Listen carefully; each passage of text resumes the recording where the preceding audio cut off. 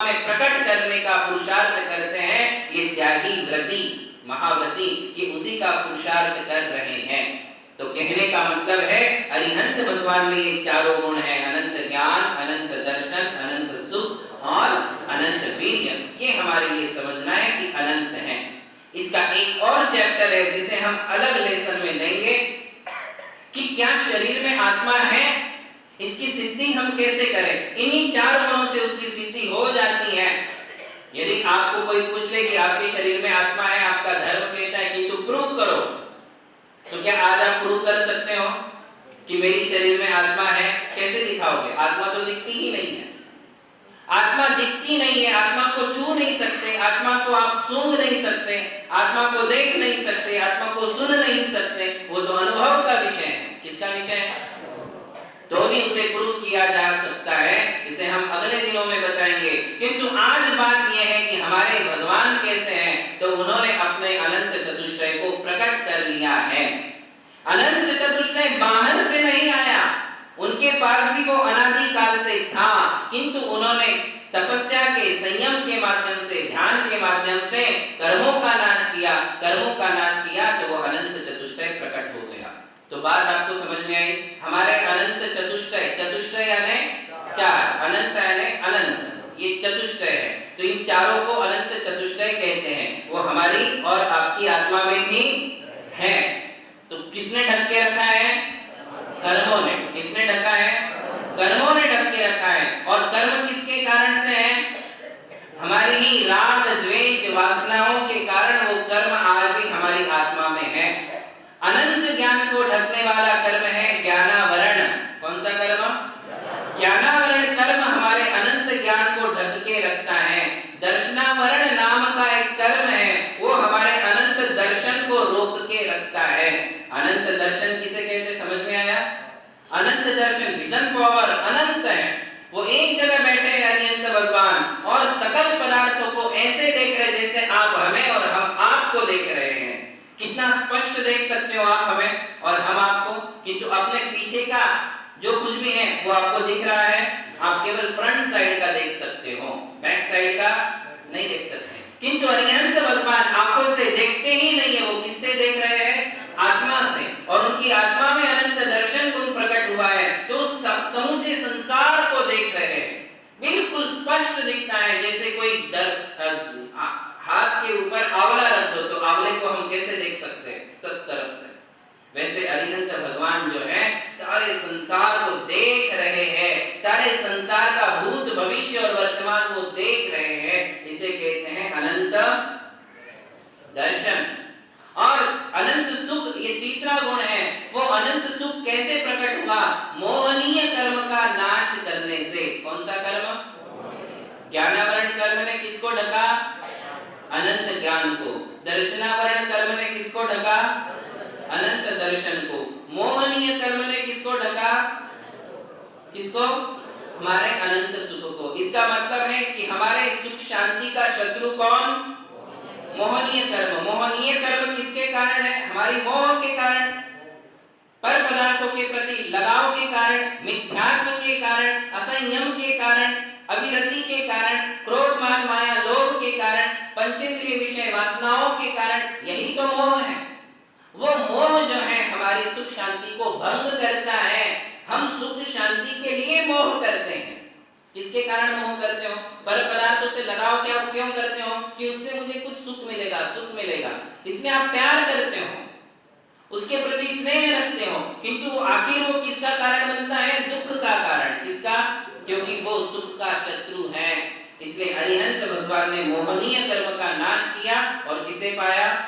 अनंत सुख को पाया। और चौथा कर्म है अंतराय। कौन सा है? अंतराय कर्म हमारे लिए कमजोर बनाता है, हमारी शक्ति को नष्ट करने का काम करता है अंतराय कर्म। शरीर में जो भी बीमारी छाती है वो किसके कारण? असाता तो है ही, किंतु साथ में कारण है अंतराय कर्म।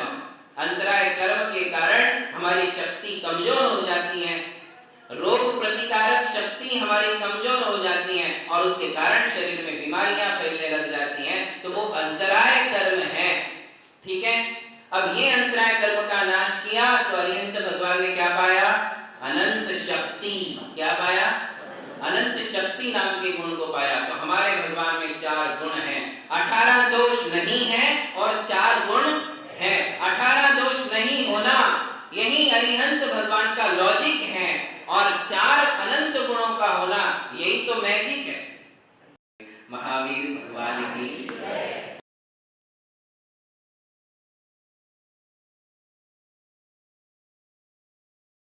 हमारे भगवान में 4 गुण हैं, 18 दोष नहीं है और 4 गुण है। 18 दोष नहीं होना यही अरिहंत भगवान का लॉजिक है, और 4 अनंत गुणों का होना यही तो मैजिक है। ये क्या है? अतिशय। इसको सिद्ध भक्ति में कहा कि अतिशयवत। बोले एक प्रकार का अतिशय है कि भगवान केवल ज्ञानी बनकर समोशरण में विराजते हैं, हजारों लाखों वर्ष बिना खाए पिए बैठते हैं। ये अतिशय नहीं तो क्या है? कौन सा अतिशय है? अनंत सुख उन्होंने पाया है, अनंत शक्ति उन्होंने पाई है। अनंत शक्ति है, इसमें उन्हें खाने की जरूरत नहीं है, पीने की जरूरत, सोने की जरूरत नहीं है। किसे खाना पीना सोना पड़ता है? जो कमजोर है उनके लिए खाना पीना सोना पड़ता है, दवाई लेनी पड़ती है। अरिहंत भगवान को खाने की, पीने की, दवाई की, सोने की कोई जरूरत नहीं है, क्योंकि कौन सा गुण है? अनंत शक्ति नाम का गुण है। तो इस प्रकार अनंत चतुष्टय है। अब अपना अंतिम बिंदु यह है इस लेसन का कि हमें उनसे क्या लाभ है। भाई ये तो सब समझ में आ गया कि भगवान बाहर से ऐसे हैं, अंदर से ऐसे हैं, 18 दोष नहीं है, अनंत चतुष्टय है, किंतु हमें उनसे क्या कोई लाभ है? लाभ है। क्या लाभ है? यदि हम भगवान की आराधना करते हैं, यदि हम भगवान की तरफ अपना मुख मोड़ लेते हैं, तो विशापहार स्तोत्र में लिखा है, उपैति भक्त्या सुमुखः सुखानि त्वयि विभावात् समुखश्च दुःखम्। दूसरी पंक्ति भूल रहा हूं, किंतु उसमें लिखा है कि बोले जो आपकी तरफ अपना मुंह मोड़ लेता है, उपैति भक्त्या सुमुखः सुखानि, जो आपकी तरफ मुंह कर लेता है, चेहरा नहीं, चेहरा तो आप रोज ही करते हो, अपने मन को मोड़ लेता है, अपने मन को मोड़कर भगवान की तरफ अपने आप का समर्पण कर देता है, भक्ति करता है, वो सारे सुखों को प्राप्त करता है। और जो आपको पीठ दिखा देता है, संसार के सारे दुख उसके सामने होते हैं और सुख उसके पीछे हो जाते हैं। तो कहने का भावार्थ है कि हमें भगवान से क्या लाभ है? भगवान से वही लाभ है जो भगवान के पास है, भगवान हमारे लिए देते हैं। ये आज का अपना विषय है। ये विषय समझना बहुत जरूरी है, क्योंकि जैन समाज में आज लगभग आदमी त्यागी व्रती भी ये बोलते हैं कि हमारे भगवान देते नहीं, हमारे भगवान देते नहीं। और आप सोचिए कि भगवान का कितना बड़ा अवर्णवाद है, क्योंकि देना जो होता है, अब आप सिद्धांत समझिए, देना जो होता है वो अंतराय कर्म में दानांतराय नाम का एक कर्म है, उसके क्षयोपशम से जब वो दानांतराय कर्म ढीला पड़ता है तब हम कुछ दे सकते हैं, वरना आप किसी को कुछ दे नहीं सकते हो।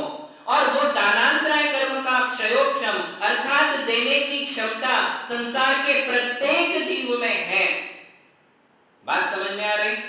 संसार का प्रत्येक जीव कुछ ना कुछ दे सकता है। उसका अंतरंग कारण है कि दानांतराय कर्म का क्षयोपशम अर्थात देने की क्षमता प्रत्येक जीव में कुछ ना कुछ पाई जाती है।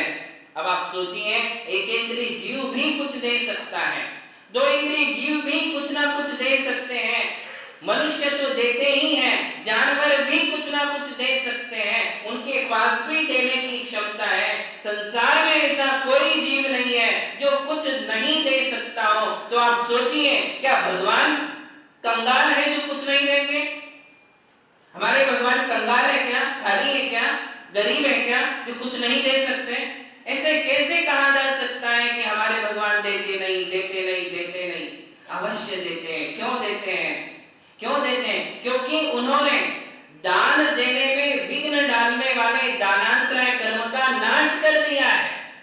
हमने अभी कहा ना आपको, अंतराय कर्म का उन्होंने नाश कर दिया, और अंतराय कर्म का नाश कर देने से उनके 5 गुण प्रकट हो जाते हैं, जिसमें एक गुण होता है क्षायिक दान। कौन सा गुण होता है? क्षयिक दान। हम तो कुछ कुछ दे सकते हैं क्योंकि हमें क्षय नहीं हुआ है, हमारे कर्म तो थोड़े ढीले पड़ते हैं तो हम दे पाते हैं। बहुत सोचते हैं कि हमारा धन लग जाए, किसी मंदिर के जीर्णोद्धार में लग जाए, नए मंदिर के कंस्ट्रक्शन में लग जाए, मेरा धन वहां चला जाए, मैं यहाँ कुछ दान दे दूं, किंतु नहीं दे पाते हो। जब तक तुम्हारे दानांतराय कर्म का उदय है तब तक आप किसी को दान नहीं दे सकते हो, तुम्हारा मन ही नहीं होगा देने का। क्यों नहीं हो पाएगा? किसके कारण? तुम्हारा धन ना धर्म के काम आता है ना गरीबों के काम आ पाता है। क्यों नहीं आता है? क्योंकि दानांतराय कर्म का उदय है। वो उदय जब तक रहेगा तब तक तुम्हारे लिए अंतराय पड़ेगा। हम बहुत सोचते तीर्थ यात्रा करनी है, शिखर जी जाना है, प्लानिंग भी करते हैं किंतु नहीं जा पाते हो। किसके कारण? अंतराय कर्म का उदय है। इसलिए हम तीर्थों पर जाकर अपनी धन संपत्ति का सदुपयोग नहीं कर पाते हैं, सप्त क्षेत्रों में दान नहीं दे पाते हैं। सप्त क्षेत्र होते हैं दान के, जिनबिंबम जिनागारम जिनयात्रा प्रतिष्ठितम दानम पूजार्च सिद्धांत लेखनम सप्त क्षेत्रकम। ऐसे दान के 7 क्षेत्र हैं, वहां हमारा धन क्यों नहीं लगता है? क्योंकि हमारा अंतराय कर्म का उदय है, और जब अंतराय कर्म ढीला पड़ता है तो हमारा मन भी होता है और फिर हम देने लग जाते हैं। कुछ ना कुछ तो हम देते ही हैं, ऐसा कोई नहीं है जो ना देता हो। भगवान के लिए नहीं देते होंगे, धर्म के लिए नहीं देते होंगे, गरीबों को तो दे ही देते हो, नहीं देते, कम से कम रोटी तो दे ही देते हो भिखारी को, वो भी नहीं देते हो तो हम अपने परिवार के लिए तो देते ही रहते हैं किसी न किसी को। हम दिए बिना तो रह ही नहीं सकते। ऐसा कोई जीव नहीं है जो योगदान ना देता हो। हम मन से योगदान देते हैं, वचन से योगदान देते हैं, काय से योगदान देते हैं, धन से योगदान देते हैं। दान देना जीव का स्वभाव है।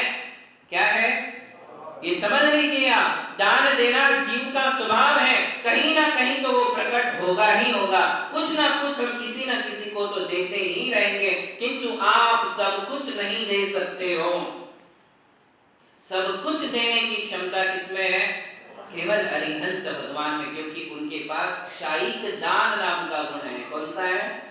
क्षयिक दान। वो दे ही रहे हैं, देते ही रहते हैं, देते ही रहते हैं। एक क्षण भी ऐसा नहीं है जो अरिहंत भगवान बिना दिए बैठे हो, प्रति पल वो दे रहे हैं। देने लायक जो है वो सब कुछ वो देते हैं। हमारे पास लेने की क्षमता होनी चाहिए। जिसके पास लेने की क्षमता है, देखिए जैसे देने की क्षमता है वैसे लेने की भी क्षमता है, उसे कहते हैं लाभांतराय कर्म। कौन सा? दानांतराय कर्म जो है वो देने में विघ्न डालता है, और लाभांतराय कर्म जो है वो लेने में विघ्न डालता है। इसलिए हमें कल देने में जितने विघ्न आते हैं उसमें लेने में भी विघ्न आते ही रहते हैं। हम लाभ से चूक जाते हैं क्योंकि हमारे अंतराय कर्म का उदय है। तो अरिहंत भगवान दे रहे हैं। अब क्या दे रहे हैं? क्या दे रहे हैं? प्रश्न ये है। तो अष्टपाहुड़ में कुंद आचार्य श्री ने एक गाथा लिखी और उसमें उन्होंने कहा, सो देवो जो अर्थम धम्मम कामम सुदेही अणाणम च। इतनी सुंदर परिभाषा की है, क्षयिक दान की परिभाषा। उन्होंने वहां लिखा है कि भगवान कौन है, तो कहते हैं कि सो देवो, भगवान वही है जो धम्मम, जो धर्म देते हैं, काम धम्मम जो सो देवो जो धम्मम, अर्थम जो अर्थ देते हैं, अर्थ यानी संपत्ति, कामम यानी जो काम पुरुषार्थ में सफलता देते हैं, और कहते हैं नाणम जो हमारे लिए ज्ञान अर्थात अंत में मोक्ष भी देते हैं। धर्म, अर्थ, काम और देखिए कितनी बढ़िया परिभाषा कुंद स्वामी ने अष्टपाहुड़ में लिखी है। मतलब हमारे सामने वो गाथा है और रहते हुए भी हम अंधे हैं, और हम बात ये कर रहे हैं अपने भगवान को दुनिया के सामने कंगाल सिद्ध कर रहे हैं कि हमारे भगवान तो देते ही नहीं, देते ही नहीं, देते ही नहीं। यही बात बोलते ना, यही बात हम लोग बोलते और सुनते आ रहे हैं कि हमारे भगवान देते नहीं हैं। अरे नहीं देंगे? पेड़ भी फल देता है, नदी भी अपना पानी देती है, कुआं भी अपना पानी देता है, सूर्य भी हमारे लिए रोशनी देता है, चांद हमारे लिए शीतलता देता है, हवा हमारे लिए ऑक्सीजन देती है, धरती हमारे लिए अनाज देती है, धरती हमारे लिए रत्न देती है। तो क्या भगवान नहीं देंगे? एक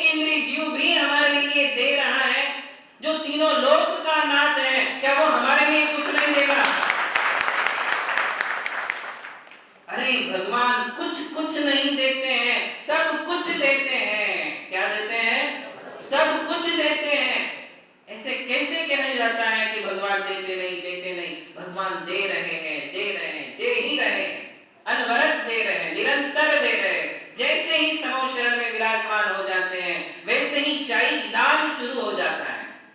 तो कैसे दे रहे हैं?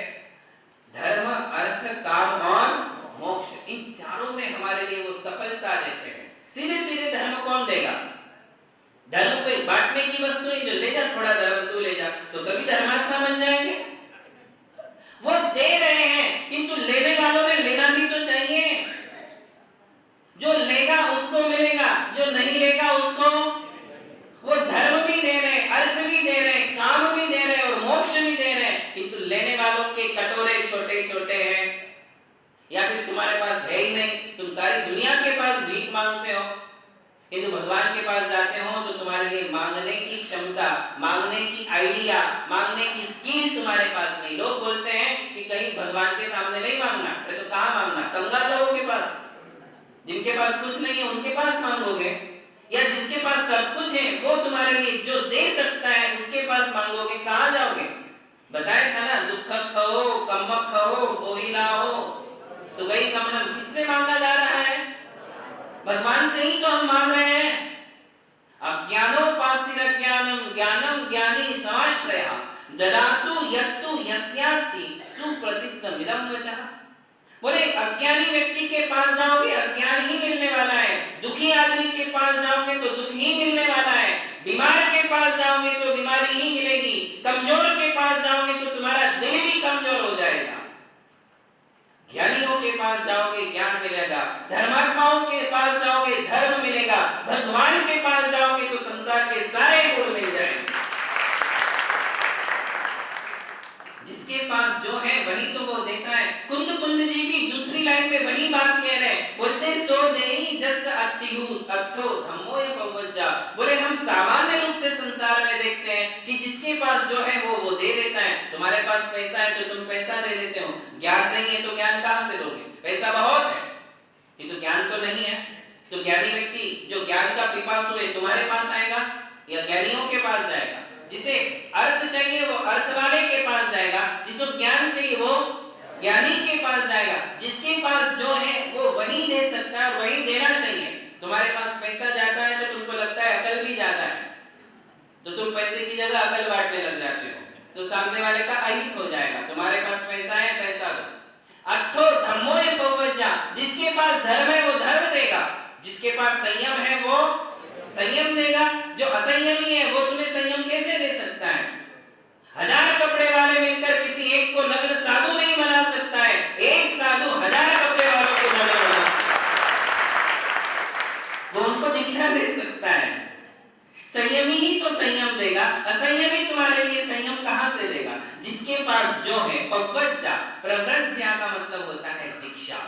जो दीक्षित है वे ही तुम्हारे लिए दीक्षा देंगे, और भगवान के पास तो सब कुछ है, इसलिए भगवान हमारे लिए सब कुछ देंगे, किंतु अच्छा वाला ही देंगे, बुरा नहीं। तुम बोलोगे दारू की बोतल भी मिल जाएगी, व्यसन भी मिल जाएंगे, ऐसे नहीं। उसके लिए फिर आप्तमीमांसा का पहला श्लोक देखें।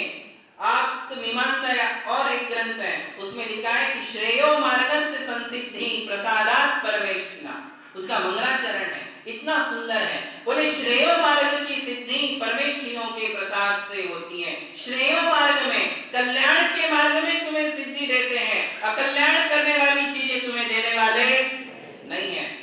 नहीं तो चोर लोगों को तो खुशी बढ़िया हो जाएगा, बोले हमारे लिए चोरी में सफलता चाहिए, व्यसनियों को व्यसन चाहिए, धोखेबाज भ्रष्टाचारी लोगों को तो वही चाहिए, किंतु उनकी सिद्धि होने वाली नहीं है। किसकी होगी? श्रेयो मार्गस्य, जो श्रेयो मार्ग वाला है, जिससे हम अपना परिवार चलाते हुए धर्म कर सके, वो सारी नेसेसरी जितना भी कुछ है वो सब आपको मिलेगी। आवश्यकताओं की पूर्ति आपकी जरूर होगी, भगवान से ही होगी।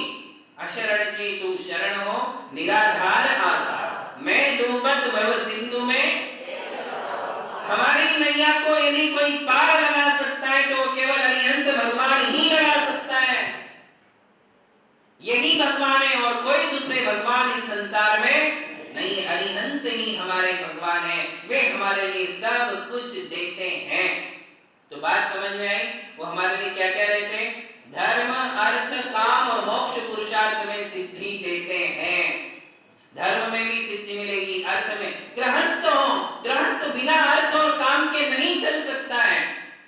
इसके लिए उनका भी ध्यान रखा गया है कि तुम धर्म निराकुलता से कर पाओ, धर्म अच्छे तरीके से कर पाओ, गृहस्थ धर्म तुम अच्छे से निभा पाओ, इसलिए तुम्हारी गृहस्थी भी तो अच्छी चलना चाहिए। इसलिए भगवान की क्या करो, भक्ति। अब बात यह है कि लिया कैसे जाए, भगवान तो दे ही रहे हैं। बात ये आती है कि जब भगवान सबको दे रहे हैं, समान दे रहे हैं, तो सब लोग समान क्यों नहीं है, सब लोग समान धर्मात्मा क्यों नहीं है, सब लोग मुनि क्यों नहीं है, सब लोग धनाढ्य क्यों नहीं है, सबके पास सारे सुख क्यों नहीं है। तो वहां सर्वार्थ सिद्धि में पूज्यपाद स्वामी कहते हैं कि अरिहंत भगवान दे रहे हैं, किंतु लेने वालों की क्षमता कम है। क्या कम है? लेने वालों की क्षमता कम है, उनके अंतराय कर्म का क्षयोपशम कम है।